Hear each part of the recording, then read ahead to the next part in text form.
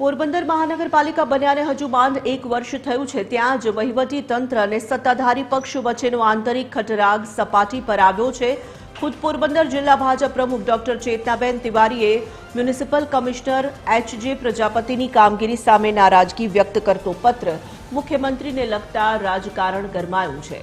નવાઈની વાત એ છે કે ગત 3 જાન્યુઆરીએ લખાયેલો આ પત્ર 26 દિવસ બાદ સોશિયલ મીડિયામાં વાયરલ થયો છે।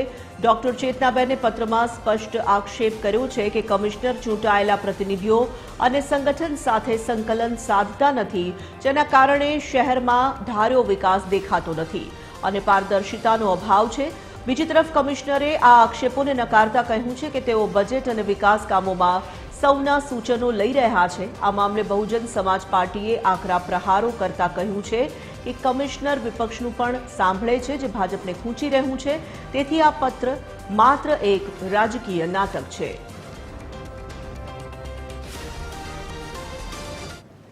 આ લેટર 3/1/2023 લખેલું હતું અને મુખ્યમંત્રીના લેટર લખવામાં આવેલો હતો અને તેની અંદર પોરબંદર મહાનગરપાલિકાના કમિશનર શ્રી હસમુખ પ્રજાપતિ વિશે ઘણું બધું લખવામાં આવેલું હતું અને એમાં લખેલું હતું કે તેઓની કોઈ પણ કામગીરી યોગ્ય નથી।